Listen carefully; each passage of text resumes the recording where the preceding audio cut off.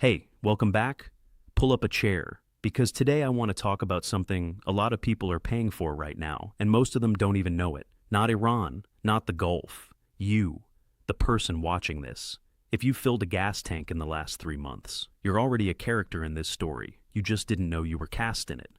There's an old habit in households everywhere. When money is tight, you spend the savings account before you touch the real budget, because the savings account doesn't show up on the monthly statement. You feel richer for a while. Then the statement comes anyway, bigger than expected, because it was never free, you just delayed the moment you'd feel it. That's a fairly accurate description of where the United States is right now with Iran. 4 months into a war that was supposed to be quick and decisive, Washington has been spending down something other than money first: credibility, patience, leverage, and pretending the bill wasn't coming.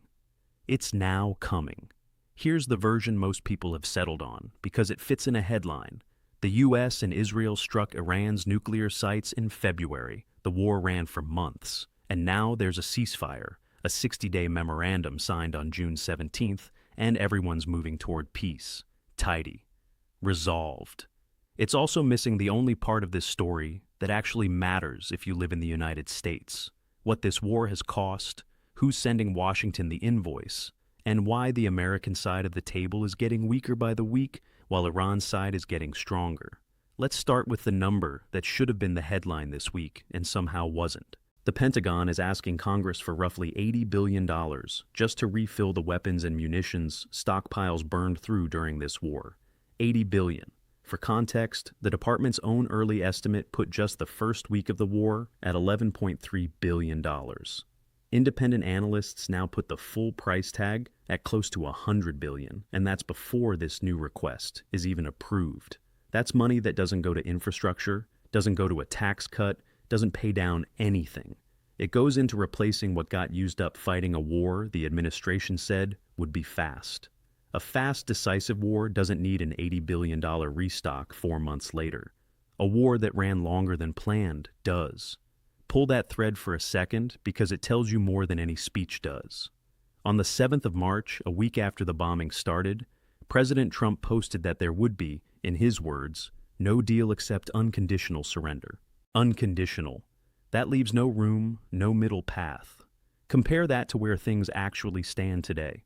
A signed memorandum, a 60-day negotiating window, and Iran's nuclear program not dismantled, simply paused and on the table for discussion. Iran has reportedly floated suspending enrichment for up to 5 years, while still asserting its right, under the Non-Proliferation Treaty it signed back in 1968, to enrich uranium for civilian purposes on its own soil.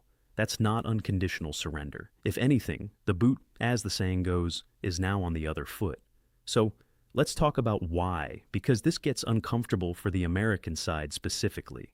The Strait of Hormuz was supposed to be the easy part of the deal. Both sides agreed in the June 17th memorandum to keep it open, toll-free, for at least 60 days. Within days, Iran's military command said it would close it anyway, citing continued Israeli strikes in Lebanon, strikes that were never supposed to be part of this conflict, but kept happening regardless. Trump responded on Fox News by threatening to, quote, take over the strait, and separately warned Iranian negotiators in Switzerland that they, quote, won't even make it back to their country, a threat serious enough that it nearly collapsed the talks before technical teams pulled things back together in Bergenstock. Pause on that, because that's not the language of a side winning comfortably. That's the language of a side that knows its only remaining leverage is the threat itself, because every other form of leverage has already been spent. Iran, meanwhile, has been remarkably patient. They know how to let a clock run. And the clock Washington should actually be worried about isn't the 60-day window. It's the one ticking toward the November midterms. Every day this drags on is a day closer to an election where Republicans, holding the House and Senate by paper-thin margins, have to explain this war to voters who are visibly, measurably furious about what it's cost them personally. And that brings us to the part most international coverage skips entirely, because it isn't about geopolitics. It's about the gas station on the corner of your street. According to PBS, NPR, and Marist polling, the average price of gas in the United States went from $3.17 a year ago to $4.48 now. a 50% jump. Inside one war, 81% of Americans say that increase has put real financial strain on their household, a third calling it a major strain. And when pollsters asked who's responsible, 63% across party lines said Trump bears the blame. Not Iran, not oil markets in the abstract. The president. Let those numbers breathe for a second, because the trend line tells the real story. In March, 54% of Americans disapproved of how Trump was handling Iran. By April, 60%, including more than 1 in 5 Republicans breaking ranks. By June, Reuters and Ipsos put his overall approval at 35%, a near-record low, with only 29% approving his handling of Iran, and a brutal 22% approving his handling of the cost of living. Asked to weigh costs against benefits, only 25% said this war had been worth it. 53% said it hadn't. That's not a base eroding at the edges. That's a structural collapse in support, happening while the administration is still trying to negotiate from a position of strength it no longer fully has.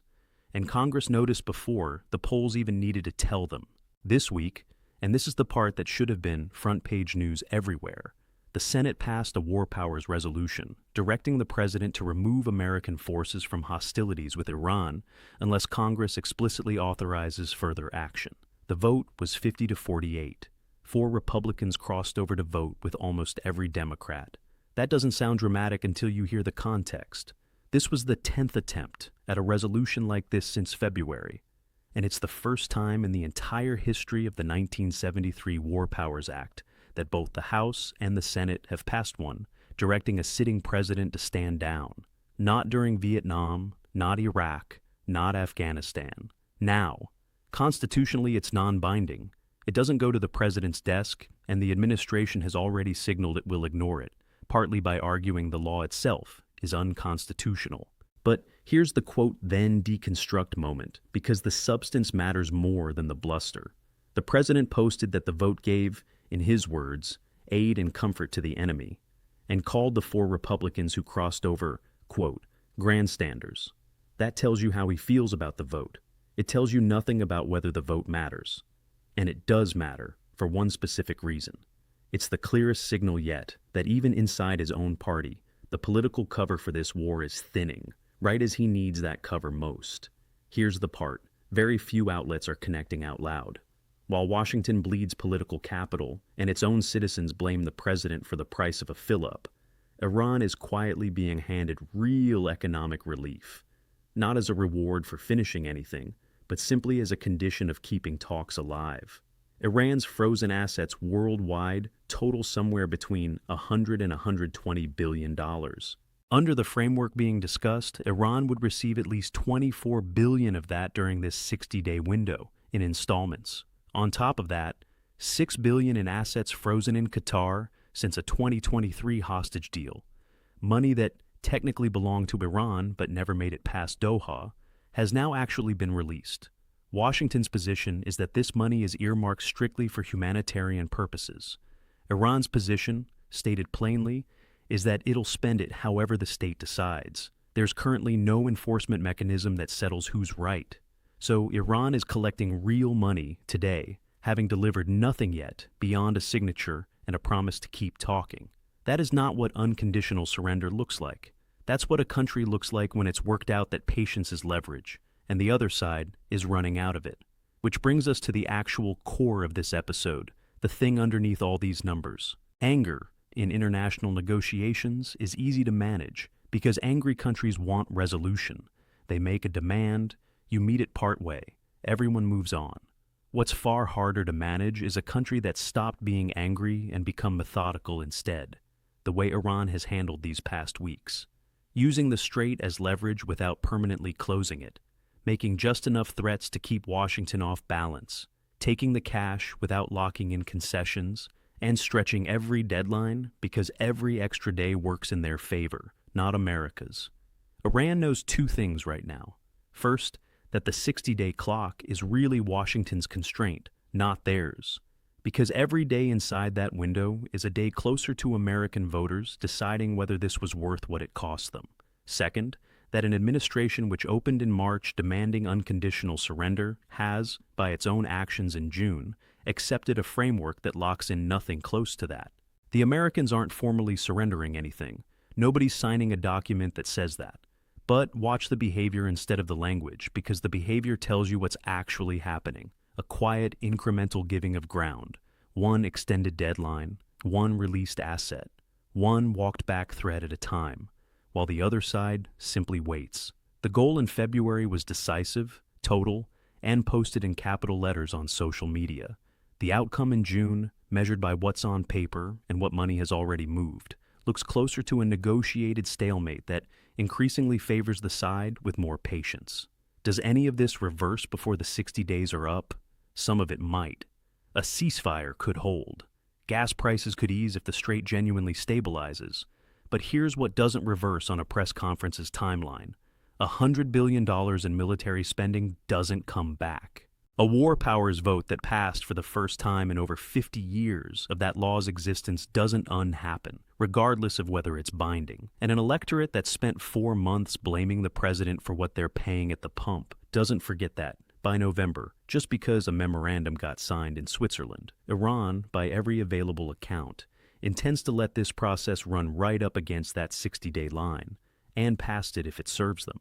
Because they understand something easy to miss if you're only reading the headlines out of Washington. In a negotiation like this one, the side willing to wait usually isn't the side that started the war, demanding the other side's unconditional surrender. That's FEN for borderlines. Analysis from the edge. If this kind of detail is worth having, stick around, because we're just getting started.